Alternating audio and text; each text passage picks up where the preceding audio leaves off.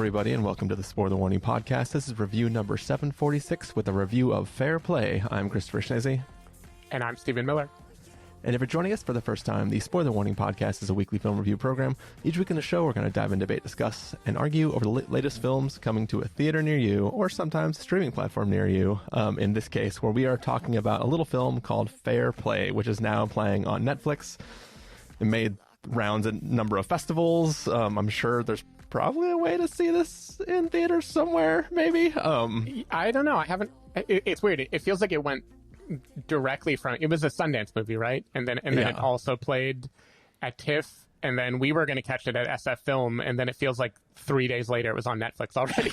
So if it did make it to theaters, I don't know how, unless it was just a simultaneous release. It feels like they're throwing it at every festival in existence, so I'm sure if there's still a festival going on, like I didn't actually check, but it might be playing at Mill Valley Film Festival, or might have played, because that was last week or something, but I think currently happening. Yeah, either way, you can catch this at Netflix at home, and we're going to be talking a little bit about this film and letting you know whether or not it's worth catching at home. But before we start, Stephen, I just had a random question for you. Sure. Do you think these analysts that work for the, I assume PM is portfolio manager, if a portfolio manager gets a nice big old a commission off of a sale, do you think they tip out to their analysts? No, I don't. I don't believe that tends to be how executives at any place operate, unfortunately. I definitely was That thinking, really would be nice. Yeah, like obviously I have no idea how the actual hedge fund world works, or how these relationships of like, hey, you're my analyst, go dig up all these numbers so I can make this call. But I was definitely like, do the analysts know that their PMs are getting these fat commissions or not? Yeah, it is. It's pretty wild. I have done no search to check the authenticity of this movie at all. The only things that I know to be authentic are things like Miro becoming a unicorn. So they at least pulled in real headlines for the sake of I don't know, making it more lifelike. But yeah, power to the people, rise up, overthrow the PMs. Not product managers, though. Those are good. Don't overthrow them. Those are totally great. Yeah. All right, Steven. I was just curious about that. I wanted to get that over before we got into actually talking about the film proper. Yeah. Well, first, I have another question. Are you still planning on catching the Taylor Swift Eras tour? Is it going to get like a normal run? Or was this like a one weekend only thing? So it is an interesting rollout strategy where it is playing only weekends, but it is like repeated weekends, but it isn't playing during weekdays. I think because they're trying to make it more of a like event where a bunch of people can attend. That's my hunch. Well, then the answer to the question is possibly. Okay. Then I guess I will hold off on any tentative review of the Eras tour in the off chance that we do talk about it in a later podcast. But all I'll say is I've been mainlining like foreign 1950s movies all weekend, and I went straight from Ordet, which is like a very austere Danish, like beautiful movie from the 1950s, but extremely slow. And within 15 minutes, I was in a rowdy screening of the Eras tour. And it was, step aside Barbenheimer, that is a great combination of things to witness. Yeah, I don't know. Fans have asked us to talk about it on the podcast, so we'll see. Maybe we'll talk about it later, depending on whether or not you see it. Yeah, I mean, it might. I was supposed to see it last night, and then fairly last minute, decisions were made to not see it. So I do want to get out and catch it, and why not? Why not talk about it, Stephen? I will. At the last minute, I subbed out. I had a ticket to see it in like the giant theater at Alamo, which was completely sold out. And then I subbed out to Theater 5, like a much smaller one. And I'm very glad I did, because even Theater 5, the kids running around screaming were outrageous. And I can't imagine multiplying that by like a factor of 20. Well, at least in the main theater, it might have been a not kid-friendly I think all of screening. them said kid-friendly, but maybe nighttime it wasn't. I didn't check any night screenings. Interesting. All right. Well, beware. Well, I'm excited, Stephen. But for now, I'm also excited to talk about Fair Play. So what do you say we get into it, Stephen? Let's do it. We're going to take a listen to the trailer for Fair Play and then come back and give you all a review. How did I get so lucky? Are you talking about me or your job? Okay, hey, sorry. We're getting married. We're getting married. I wish we could tell the whole world. We're gonna have to tell him sooner than later. Morning. Morning. I think it's the right time to admit we're breaking policy.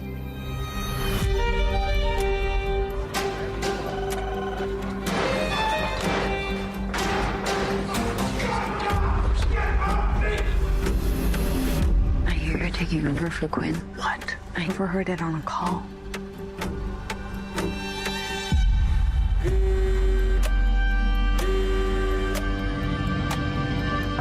We're gonna go grab a drink. You wanna join? You made half the big calls last quarter alone. So, what do you want? He's promoting me. Congratulations. I'm sorry. Why? I'm so happy for you. Okay. Wonder how she got the fast pass. Reporting to her? Jesus, man. Look into this. Let me know what you think. I'm still working on the 3 from before. Okay, we'll make this one the priority. Can I buy you another? Now that you're making more money than me. What are you doing? You know it's just a game. You played very well. Are you gonna pitch me to Campbell? I don't think it's a good idea. We both can't keep working here. I'm not quitting. This firm has become my religion. You have become my God. You give me this opportunity, I will give you everything I got. Are you out of your mind? You're gonna end our relationship by setting off a bomb. We all do filthy things, but we don't trick it back into the office.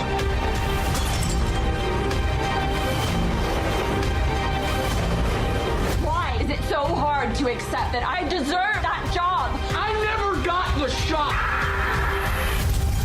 This job, it's killing us.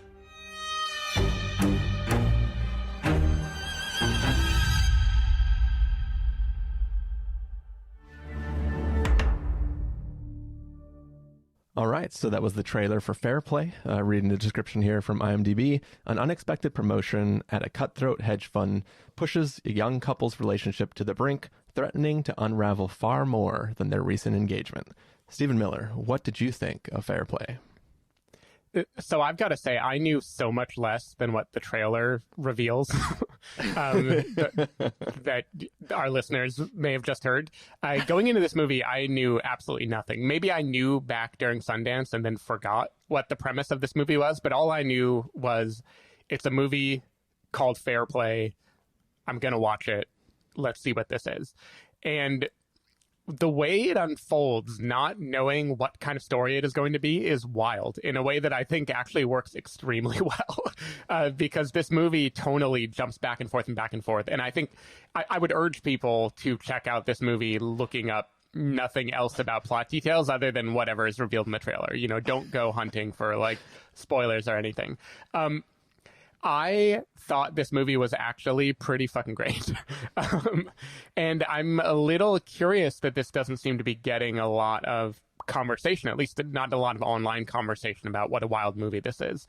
To me, this is two movies smashed together in a way that I really, really like. On the one hand, this is a kind of high concept is the wrong word, but it has that kind of like social ferocity of like Promising Young Woman or The Royal Hotel or one of those movies that is about like we are going to make a story about what it feels like to be a woman in a shitty male dominated place, and we're going to like make the audience sit in it, and we're going to have something to say about that and maybe some righteous anger in the process. And then it combines that with the fucking trashiest late 80s, early 90s movie that Michael Douglas should be in. Just like it's billed as an erotic thriller, and I don't think it is, but I don't know what else to call it. Like the movie just mashes together like high and low in a way that I thought was really, really riveting and a lot of fun to watch and also challenging and disconcerting. And it like it winds in ways that I just never saw coming. And I was not looking forward to it because I didn't know what it was. I was like, okay, fine. I'll spend 2 hours in watching this movie so we have something to talk about on the podcast, and then I'll go back to my like snobby 1950s marathon. And I was totally captivated the whole time. I think Phoebe Dynevor and Alden Ehrenreich, the two leads, are both like really great here. Like in very, very, very different roles. The character of Emily, she gets to kind of be she's the audience surrogate. She's the person that you're watching the movie through. And Alden Ehrenreich as Luke gets to just be such a shit-eating like piece of garbage in the movie. I don't know if it's a spoiler for me to say that. Maybe I shouldn't have. The douchebaggery definitely comes out in this movie, and I think he handles that while also keeping you guessing as to how redeemable he is going to be and how much the movie is going to reverse itself. I just think it works really, really, really well. And I don't know. I had a fucking blast. It goes all over the place. It veers into some pretty dark territory. You could very rightly say it is maybe a little bit too casual in throwing very like heavy concepts at you. But I just thought it was such a like in your face experience that I don't know. I walked away being really surprised and quite positive on this one. I'm really curious how you feel about Fair Play. Well, so I also didn't really listen or hear anything about this film going into it, but I do remember reading, the description back when we were potentially going to try to book it for Sundance, and ended up not. And I like from what I remembered, or all I really remembered about it was like, hey, this is about a couple who is in this cutthroat investing company and they're maintaining a relationship there. And there was going to be some sort of dissection of the dynamics of, of a relationship and how being in that sort of industry might mess with that relationship. So I was like, all right, cool. And maybe this is sort of an expectation versus reality sort of situation for me. This film I did not vibe with the way that you did. For me, I think what it comes down to, I was also surprised going in because I didn't know what the beats were going to be. But for me, what I was expecting is a film that was actually dissecting what I wanted was the hedge fund version of Backspot. Right. Yeah. I wanted something where it was like two people in this industry, both dealing with their relationship, hiding that relationship at work, and then what being in a cutthroat industry does to their working relationship. And instead, what I got was something you already alluded to. Basically what we get is a unintentional prequel to Don't Worry, Darling. And that for me really took away from my enjoyment in the film, not because I have a problem with that story necessarily, but what I want, like, I feel like the relationship aspects are so far, like there's no real dissection happening. There's no real, how would you handle this? It's always one person's pretty shitty and the other person clearly shouldn't have to deal with the shitty person. There's no, what I wanted was gray area and a slow unraveling, not a pretty seated early on, oh shit, I know where this is going now. Okay, now I'm just watching it play out sort of film. And I feel like, as you said, it's billed as a sexy erotic thriller or whatever. And I felt like it really wanted to be that schlocky, sexy romantic thriller. And the actual thriller part was not a lot there until like shit really starts hitting the fan later, right? There's like this huge ramp up of like where like even the dynamics of having people in a relationship where one person is reporting up to the other person, like it's not like there's a lot of Emily abusing her power, right? Like you almost don't really see them at work. Most of the relationship is them after work talking about the fact that they were working earlier. And I kind of feel like this is another example of characters in relationships that could just tell them the information they know, and you could probably avoid a lot of problems by telling the other person the thing that you know that you're withholding from them. I think I disagree. I think I disagree that applies to this movie. Well, we can, if we want to do a mini spoiler segment, we can talk about it. But I think for me, what obviously I had miscalibrated going into this film, but I think what would have helped me is a film that was told from one person's point of view and not the others. And I feel like this film, to me, it's for ill, but it seems like this film wants to show this story from both people's point of view. Like, obviously, Emily's the one going on the real journey, but I feel like we spend so much time where Luke is making assumptions about Emily in a way that I think would be more interesting if we didn't see, like, if the film allowed for things he's assuming to potentially be true, and we're watching a film where it's like, oh shit, now, because obviously, like, the dynamic at play here is not two level-headed people trying to struggle with what happens when one of them gets promoted. This is clearly two people who deserve different things, and I just felt like that was a less strong film. And then you hinted at this film getting into pretty dark territory, and I was very disappointed by the way this film like shoehorns that in right at the end, and then has characters just state things and then doesn't actually deal with that thing that it is bringing up. And I just, to me, I thought this film was very messy, and I felt like from early on I knew exactly everything I was going to get, and then I got it, and it was like, sure, there were moments where you're like, oh, this is good, this is going to unravel pretty heavily, but it's like I already knew where it was going, and I kind of felt like it was trying to be more titillating, both sexually and like thriller-ness, without actually having something to say about these dynamics and really dissecting them. So that was kind of how I felt about this film. Interesting. I totally get it. It makes sense. It's just funny because I walked away with such a different experience of the movie, and I wasn't calibrated at all. But when the movie started, because again, I had no idea what it was going to be about, first of all, and even the opening, I guess we can just talk about in spoilers, but it starts like right out the bat declaring to you kind of what level of high versus low it's willing to go. But shortly after it started, I was like, is this going to be like a Mr. and Mrs. Smith story? Are they going to be like spies that are fighting each other? Like, I had no idea what the movie was going to be at all about this couple. And so for whatever reason, for me, it clearly is always following, or I guess it literally doesn't always follow Emily's point of view, but I would say like 90% of the movie takes place from her POV, not Luke's. And it, other than clearly following her the whole way through, I didn't feel like I knew how it was going to unravel and was just waiting for it to happen. I still, maybe I am like a toxic man, but I still kept thinking the movie was going to find a way to not redeem, but at least like, it wasn't as clear to me what the movie was going to do, I guess. I totally hear you on the desire for it to have been a more like deep, sensitive introspection on what would happen to a couple in this situation.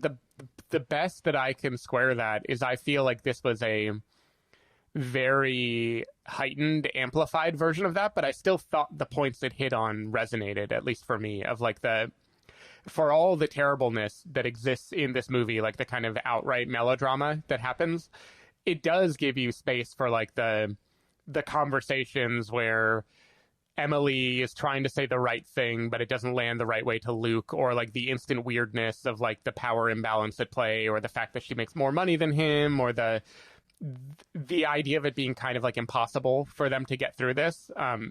I thought it handled that in a way that it was not subtle at all. I would never, ever, ever say this movie is subtle, but I thought it gave me enough kind of like keenly observed versions of that I still felt like it did a good job at telling the story it wanted to tell. I didn't feel like it was only schlock. I felt like it was both at the same time all the way through, and that was what seemed cool to me.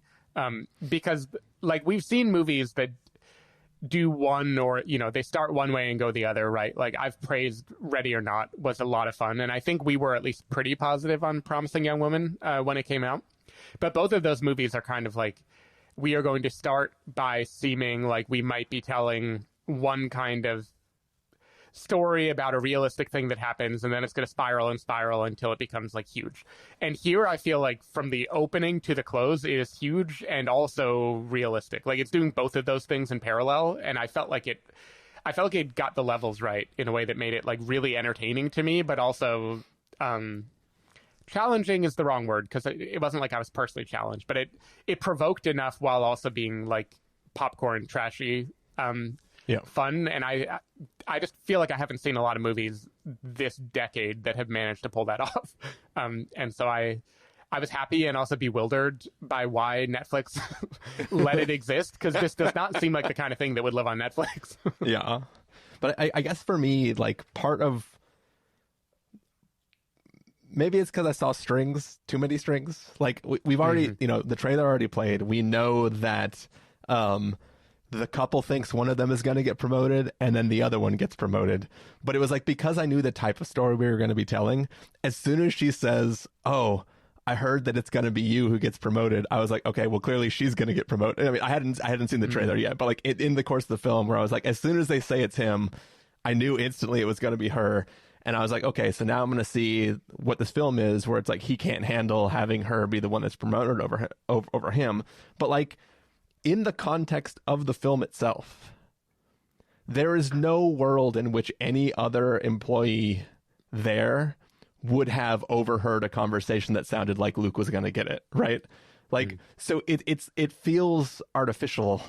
The more we learn about Luke's presence in that company and how good or not he is as an employee, the less I found it likely. Like, I didn't believe that anybody would have overheard that Luke might be the one who gets the promotion. And it became like a thing where I was like, okay, well, like, you're just artificially manufacturing this tension that would have never been there. Like, I'm not saying that like nothing would unravel if Luke didn't think he was going to get it and then Emily got it. Like, clearly things still would have unraveled eventually, but it feels like the film is like playing in this space where it doesn't care whether it's realistic. It's going for like tropes of relationships and tropes of dynamics of toxic men. And like, I know, I guess I didn't buy it, I guess. That sounds silly. Like, but... to me, I guess we can talk. We should have a mini spoiler section, I guess. To me, the way information is doled out to us makes a distinction between what a peer or a bystander would think of how good everyone is at their job and what the bosses in the know would think. And to me, that rumor could have easily still happened. Just in the same way that Emily genuinely seems to believe and feel strongly about Luke's ability to get that raise. And she is an analyst like him. Like, she sits there, she knows the same kind of things that other people in the office would know. So I don't know. To me, I feel like I believed it. Like, I don't have any problem with that. But I also am just dumb, I guess, because I didn't see the strings. I totally had no idea that this was going to be about like Luke doesn't get it and she gets it, and then what is going to happen to them. I had no idea what the movie was going to do. I still thought maybe Mr. and Mrs. Smith was going to happen.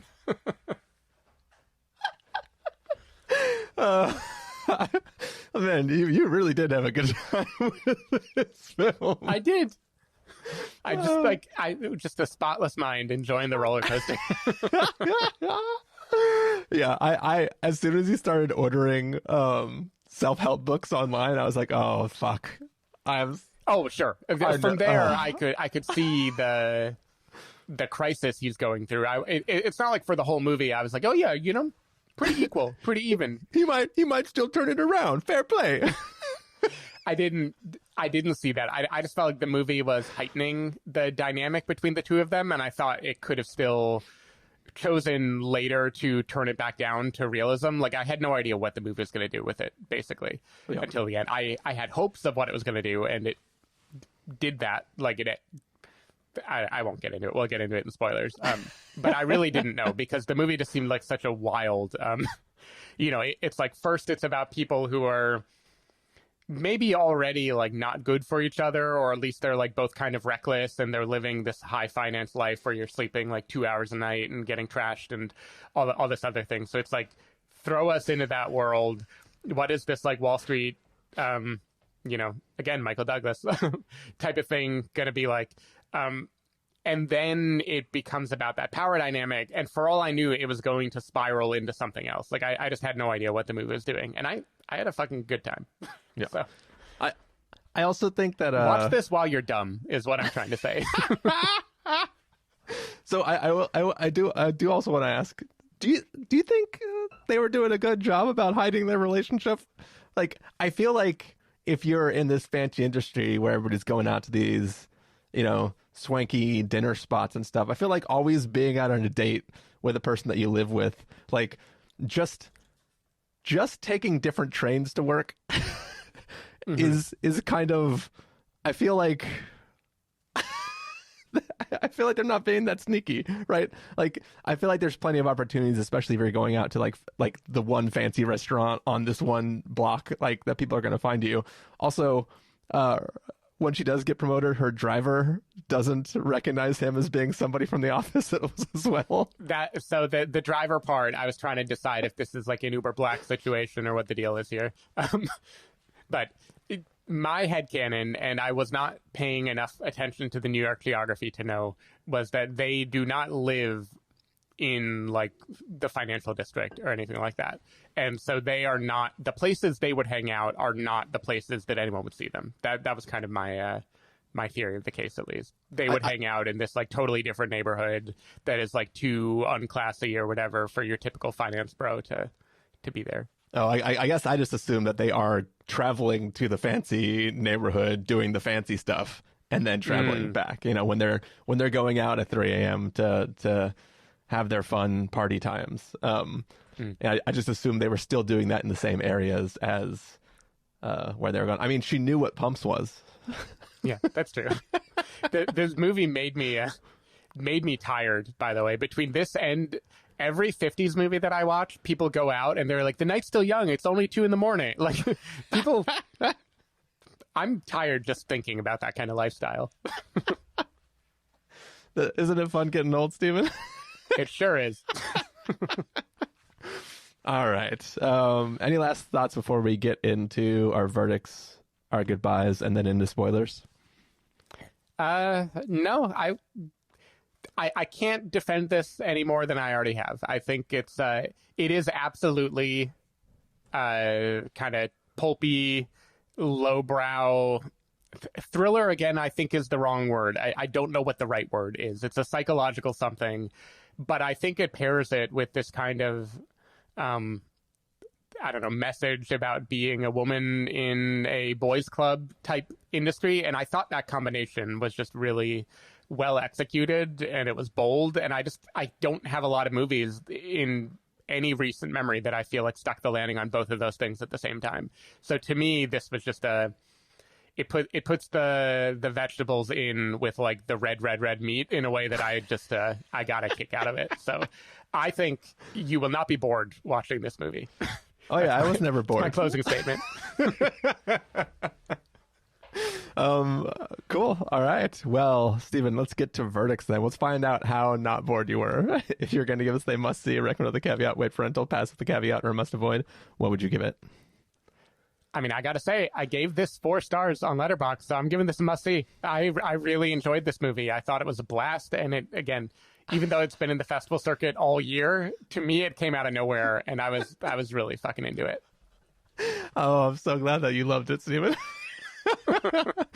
For me, it's going to be a wait parental, which is convenient because it's on Netflix right now and you can just go watch it. So, yeah, I had my problems with it. We'll talk about it more in spoilers. Yeah, that's going to do it for the non-spoiler segment of our review of Fair Play. Stephen Miller, if people want to find you throughout the week, where can they do that? You can find me at sdavidmiller on every social network you can think of, or sdavidmiller.com. People can find me at ChristopherInRealLife.com or ChristopherIRL on a number of different social platforms, including Mastodon.social. You can find the podcast over at thespoilerwarning.com, where you can get a bunch of the back episodes of the show. If you want to subscribe to the show, you can do so on Overcast, YouTube, Apple Podcasts, or wherever podcasts are found. If you want to get a hold of us directly, you can send an email to fans@thespoilerwarning.com, or you can use the contact form on our site. Music for this episode will come from a track selected from artlist.io, so hopefully you're enjoying that. That track is playing now. That track is going to fade up, We're going to take a few second break, and when we're back, we're going to be talking full-blown spoilers for Fair Play. So, if you don't want things to unravel, you should go watch the film and then come back and then listen to that conversation. All right, see you in a second. Bye. Bye. No, you don't get to come back. Crying over the love that you had. Maybe next time, maybe next time, you'll hold on to what you have. All right, we are back. This is the after part of our review of Fair Play. We are talking full-blown spoilers for Fair Play. Stephen Miller, where do you want to start? I guess I'll start with a maybe relatively easy one. I won't start with like the most controversial thing, which is at the end, which I am already going to say I'm not well equipped to speak to, other than the movie was directed by a woman, and therefore I just have a little bit more trust in how they handled it.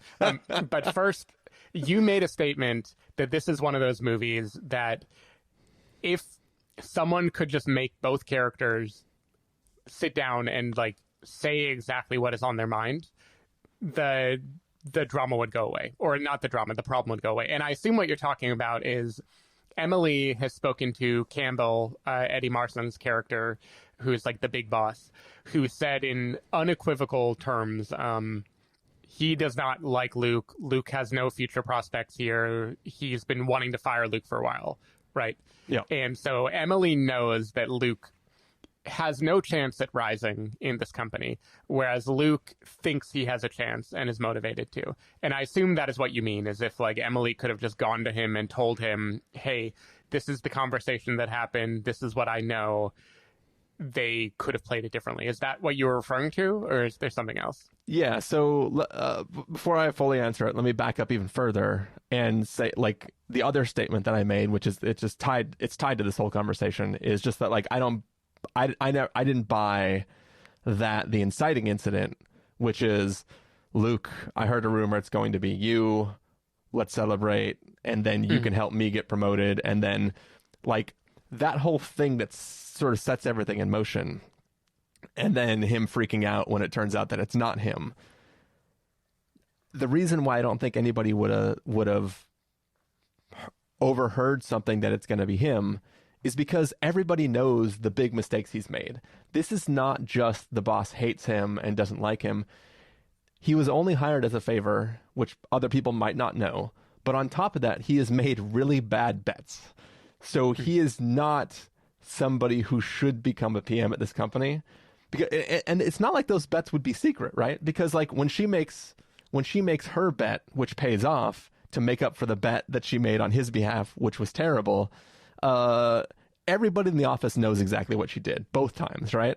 The entire office knows, like, oh, you did that really shitty, you made a really bad call, and then she comes back in the next day and they're like, oh my god, you totally brought it around, let's go to the strip club, right? So, right. Well, they know the PM. I don't know if they know the analyst that brought it to them. Because Luke's self-narrative, at least, when he's talking to Emily and what Emily believes when she is pitching Campbell on Luke being a great person to get a raise, is he's made a ton of really good bets to Quinn and like pointed to examples. And I think the point of the movie is like it's easy to be biased toward only the good things that you can brag about and then have a rationale, quote, in your own mind behind why the bad things didn't happen. And I totally buy that no one who isn't a manager would have that like clarity of where did this come from? How are we evaluating people? But you really think that when he fucks up, he doesn't go home and tell her? Like, I refuse to believe that she wouldn't know, even if it isn't spreading outside of who his PM was. I feel like when he's super depressed when he comes home, she'd be like, oh shit, what happened? Oh, that's right, your boss made a bad call. So, like, you know, I feel like maybe he's been lying because he is a toxic guy and he's been lying the whole time. But I feel that like she would know one way or another that he was part of really bad calls that were made.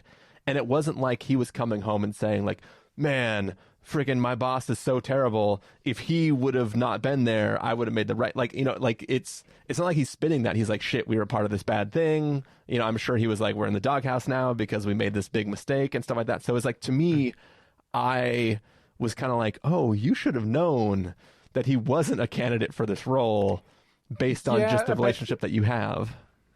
But I just remember, even when some of that criticism of him happens, his narrative, which again can be toxic, it can also just be like the self-justification of everyone in their own mind has a reasoning behind it. He was convinced, or at least he told Emily, like, they're making me take the fall for his boss, I think Quinn's bad bet. Like, in his mind, those big examples of failure were not him, and like he was the fall guy for it. Whether true or false, I just totally would believe that a group of people in the office could be deluded into thinking this guy who seems to have a lot of bravado or whatever is doing great because he brags about when he wins and the losses get absorbed by the PM. Like that, to me, that would be a totally believable situation. And it kind of ties in with the whole, just like everyone in the office, because they're misogynistic assholes, they don't believe Emily earned her spot. They're like, how the hell did this person get this? She must have fucked the boss. And that's because there isn't transparency, right? Like, they don't know what the actual bosses know, which is Emily is like amazing and has made a lot of really good calls. Because that transparency just doesn't exist in that environment. Like, for the people who are trying to fight each other to the top, basically, it's all perception.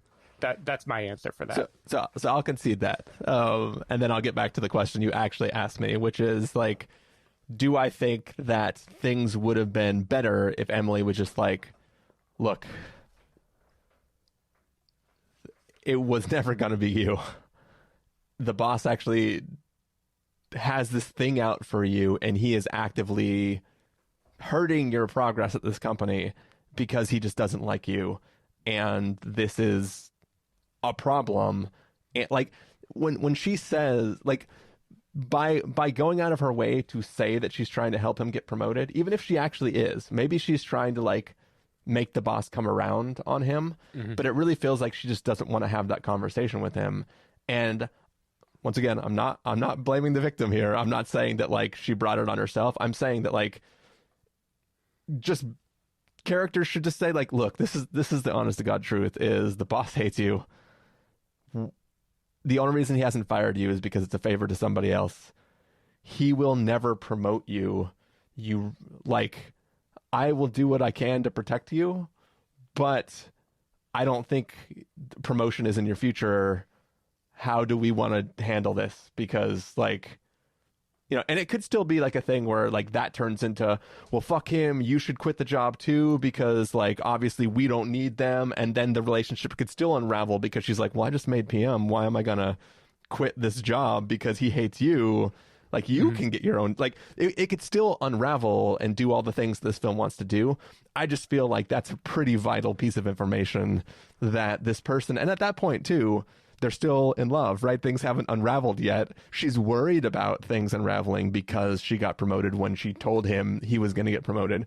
But I feel like just getting, like, it is a live hand grenade where she's already pulled the pin and she's just holding the little lever. And it's like, as soon as she hands that to him, eventually it's going to explode. And she knows it's going to explode. And by not throwing it away from the beginning, she's just like causing a bunch of like extra damage that's going to happen down the road when this finally comes out. It just felt like it was like, come on, just say it. Just don't hide it. Because that's like, he's already suspicious of a bunch of things. And if you're a party to this other bit of information, there's no way he's going to interpret it well. Like, you got to just get out in front of that right away. And I feel like that's a thing that, like, once again, not trying to blame her. I'm just saying that, like, if she got out in front of it, it's one disaster that could have been avoided, even though that was not necessarily a recoverable situation. But I feel like by hiding it, she wasn't doing herself any favors. Okay, so I understand. And for the most part, I agree with you. To me, my understanding of your criticism when you said it before, usually when you say this would be solved if people just said the thing to each other, usually when we say that, it's like, and why didn't they? Is an underlying part of it. And the reason they didn't is because the movie needs them not to. Yeah. In this case, I think it is 100% believable why she wouldn't, right? It's believable in this case. Yeah. I didn't mean to imply that it wasn't. That was mostly what I wanted to talk about. I do think, and you already made it clear, it isn't clear that it would have worked out well either way. I do think, like, if I were their, couples therapist or something, I would have also advised just rip off the Band-Aid, say it right at the beginning. But you can totally imagine too, right? Like, he's already hurting because she got a raise.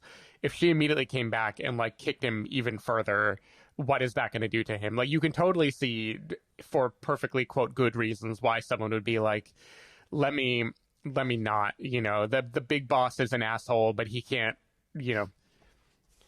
argue with results. So let's see, because at this point she thinks Luke is still great, and like maybe she has doubt now because Campbell said negative things about Luke, but she also isn't like that personally. She hasn't experienced his recklessness yet, basically. So I agree that in any kind of relationship it would be better to just say the thing straight up, but I can also imagine a million ways that he would have responded badly and would have thrown a pity party, and it would have been like even worse at the beginning. And if she believes there is hope of him doing better, and then at least like then she can break the news to him after he has a win, and it's like, okay, you really deserved it, they still didn't do it, I'm gonna lay it out, here's what the people have been saying. To me, and you're not arguing with it, I just think it makes so much sense that I can't really fault the fact that it didn't happen. And yeah, it's totally realistic that people in a relationship would act that way. I'm less complaining about the film and more complaining about the couple. Because to me, if you're holding a thing which later can be wielded as a weapon, you should, it's a nuclear disarmament or whatever, right? It's like, hey, let's bury this in the ground and explode it now so that we're not tempted to fire it later on. It's like a thing where it's like, and it comes out later, right?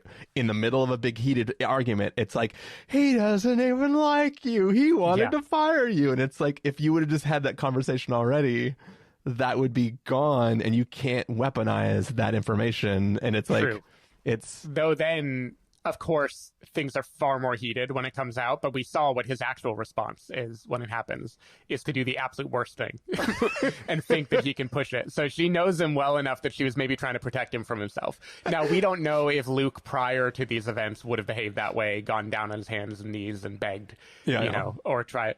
But from the advice he gives her, it kind of seems like he maybe would have.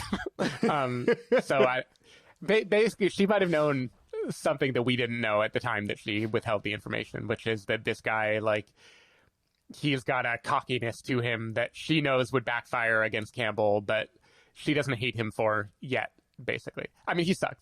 He sucks all the way through. But I think she can love him and still know some of his flaws and want to protect him from himself in that moment. So I do want to, before we start to get some of the heavier stuff, I do want to say one more thing about like the money differential in this relationship. I feel like the film doesn't do a good job at quantifying that in a way that is meaningful, outside of the check that I jokingly referred to at the beginning of this film, right? So not counting $500,000 she gets. Not counting the $500,000 commission she gets from that one sale that she I mean, she shouldn't tip him out for that, even if it is. And that's a check too, right? That's probably post-tax. That's fucking huge. But outside of that, I don't really get from the context of this. This feels more like the promotion is the you want the now the word's escaping me, the clout that comes with being a PM. It's not quite clear to me until I see the check for the commission what a PM role is versus an analyst role. It all feels kind of like we're all working towards the same thing and just like working to become that higher. It feels like a status thing more than a monetary thing, because nothing about their life necessarily implies that like they're not able to live the life they like. Once she becomes the PM, we don't see her doing anything differently other than going out with the other people that are at her level, right? It's not like, oh, now she's buying 7 houses in the Hamptons and like all that, like there's no, the film doesn't communicate, like, other than that one scene in the bar where he's like, oh, now that you're making more money than me, like, you don't actually see what that meaningfully means for their relationship or how that could possibly change anything. She's not suddenly buying, oh, let's move out of this apartment that we have to like some really swanky place. And he's like, I can't afford this. And she's like, but I can, like we're not seeing that sort of become part of the argument. So it almost feels like that has no bearing on anything in this film. Yeah. And it could easily be a problem, but this film is so wanting to have him be wildly toxic on his own without needing anything to be the thing that is inciting it other than the fact that she was promoted. And it just feels kind of like, it feels a little one note, right? Like it didn't want to actually play with the balance there. Just kind of like puts its cards on the table and says like, yeah, you know, this causes problems. Now let's go forward. And I kind of, that's why I wanted more conversations where like people could actually discuss what it means to have these power differentials, money differentials, and all that stuff. But this film doesn't really want to comment on that at all. Yeah, I totally get it. One thing that I think impacts that is the timeline of the film. And I don't remember if they lay it out, but I feel like this movie takes place over the course of like a week. It feels really fast. It's like, it's incredibly, like, I don't think they have a single weekend, basically.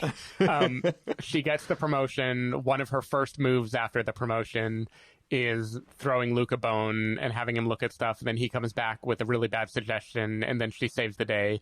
And then there's like a engagement party. So I feel like I buy that because it's weird from the very beginning and she's just been thrust into this new role. Like she literally hasn't gotten a paycheck yet.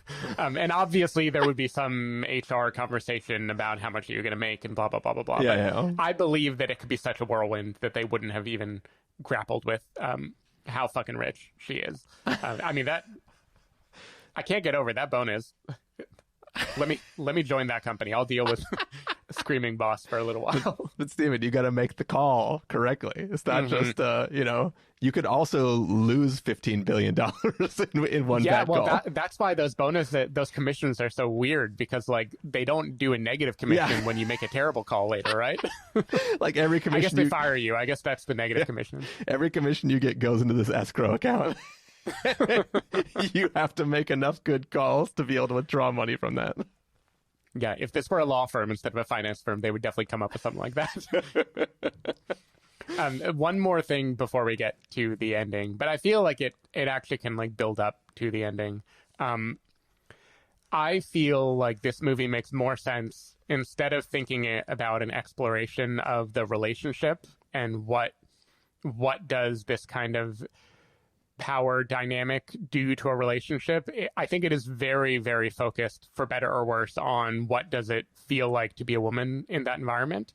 And from there, you can kind of lay out like every event that happens as different versions of the impossible catch-22 she's in, right? Like she gets the promotion. It's awkward, so she tries to be delicate about it and not hurt his feelings. As you already mentioned, it backfires that she tried to not hurt his feelings. She tries to help him, and he sees it as being like condescending. He wants to instead like big dick it and give her ideas, and then she's stuck holding the bag when his idea was terrible. People around her are murmuring that she didn't earn the job. The boss will turn on a dime.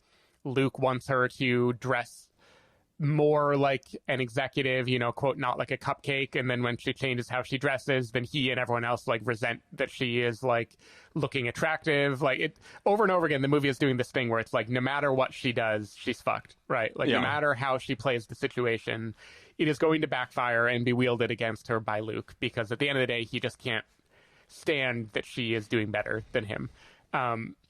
And I feel like as the movie progresses, it just becomes this litany of like all the, heightened, but like all the different terrible things that could happen to her in this environment, until by the end, like the one last thing after Luke has no shred of dignity or anything, he has no power over her in any scenario, but he's still a man and he can still fucking hurt her and do terrible things to her. And to me, that is my explanation for why the movie ends in what it explicitly calls a rape scene, which is horrible and not treated delicately at all in the movie. It's treated very much as like a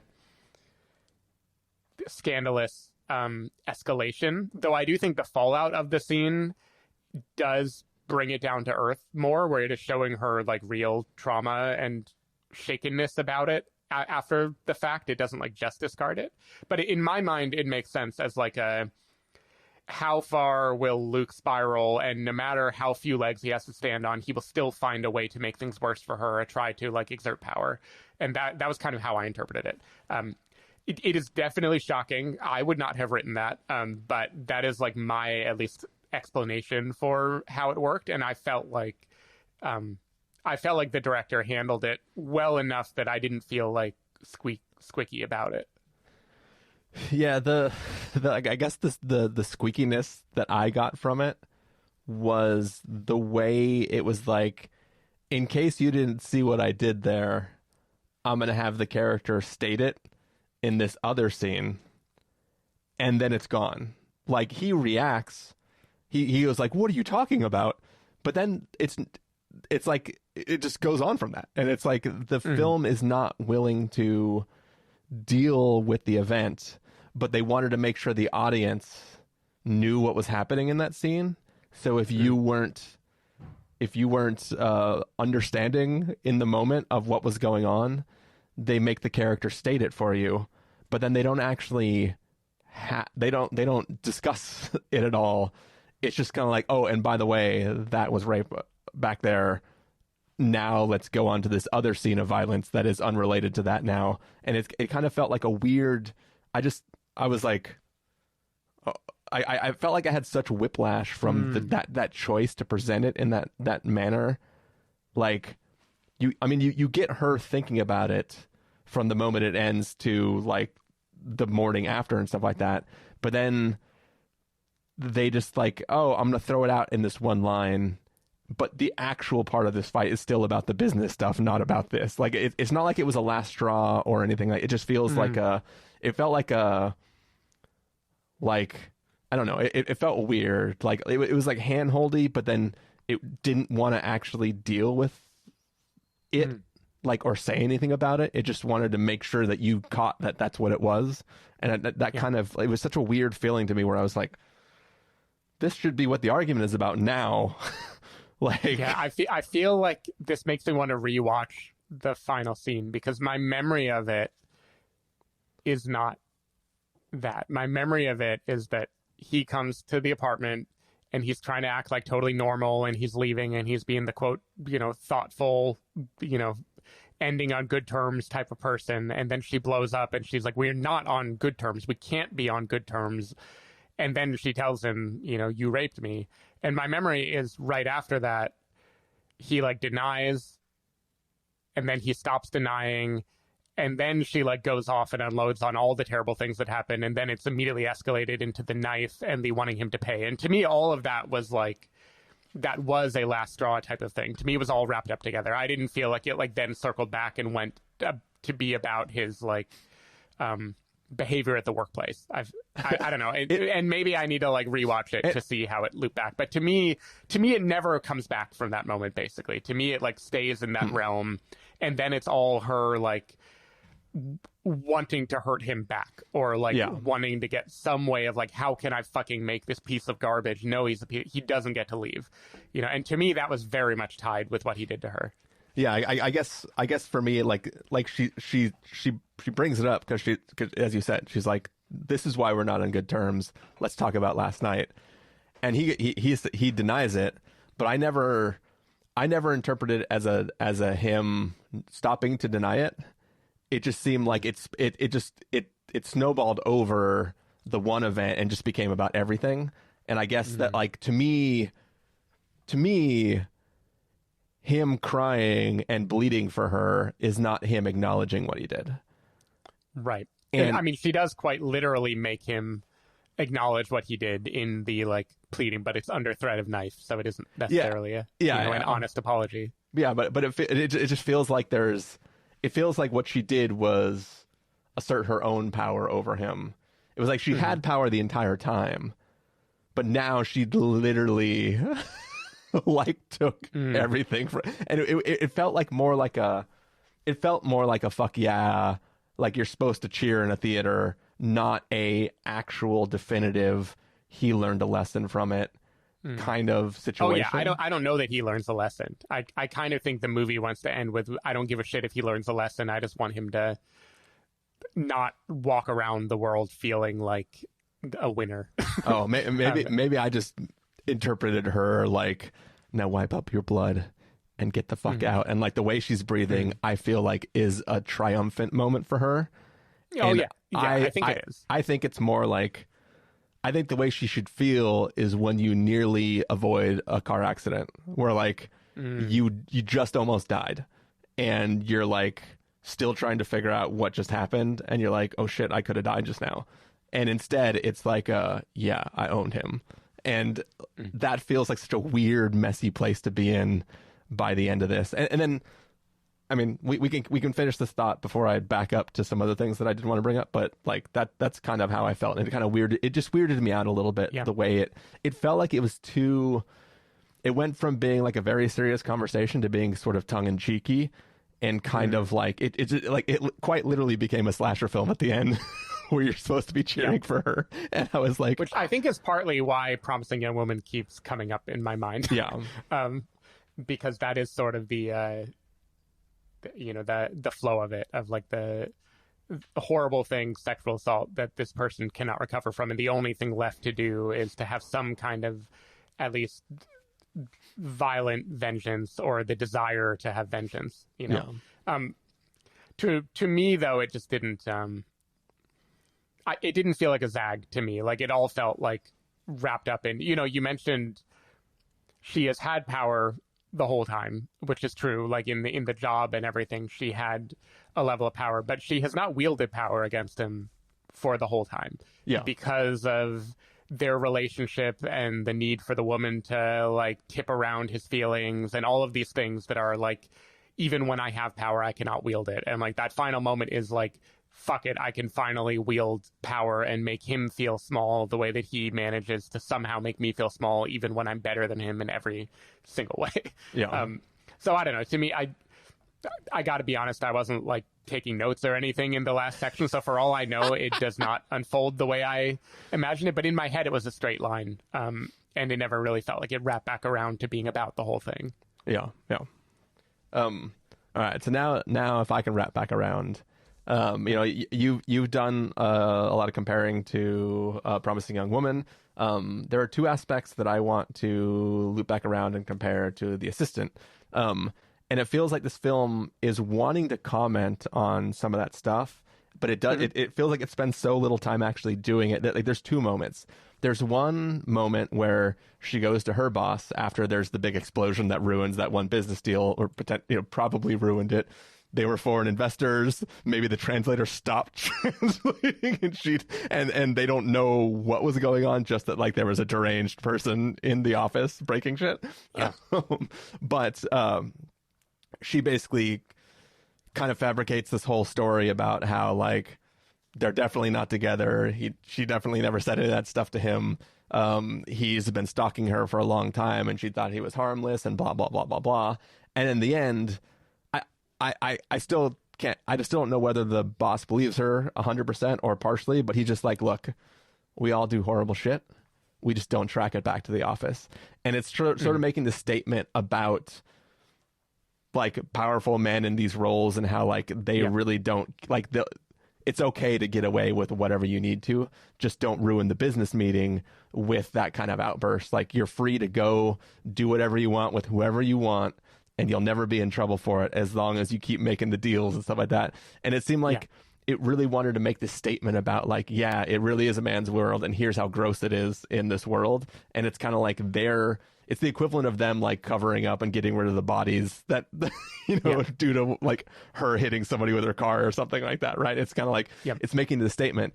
And then there's another similar scene where it's like at the end of The Assistant, there's like another girl coming in and showing her headshots and stuff like that. And this film does that exact sort of shot where it's like, here's the new girl that is coming in as her role. And she kind of sees who her new analyst is going to be. And obviously she's going to be like, this girl is me. I was there. How do I protect her? And it's like, it's kind of like, it's sort of doing like a cyclical thing. Like, here's the next version of me. How can I bring this person up? Is she going to go everything I did? Like, but it's like, the film's not doing anything with that. It just feels like it's like doing it visually and just letting you carry everything you want into that. And it's like, it just felt like now it wants to make all these statements about the working. Well, I mean, I feel so. The Assistant, I thought about too. I guess since I said Royal Hotel, I didn't want to just go too kitty green about it.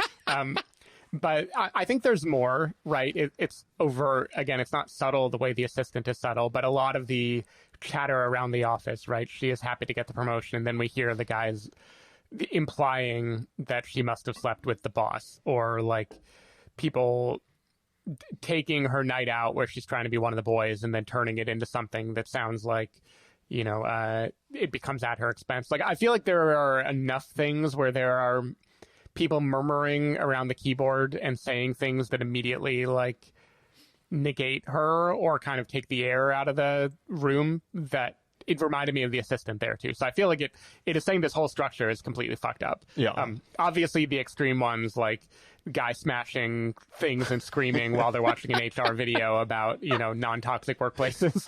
But like, I feel like there's enough of that message throughout it. It's just like painting the picture. I get it's different. The end is different, where it's like now she is in the member of the elite club where you can do whatever you want with no ramification, and the movie doesn't really want to touch that too much. But I do feel like it's painting the picture of the toxic workplace culture the whole way through. Yeah. It the only other thing I was gonna say, and I swear I could be done, is yes, people were spreading all the rumors and stuff like that, but like the main analyst for each PM gets to sit in on those meetings, right?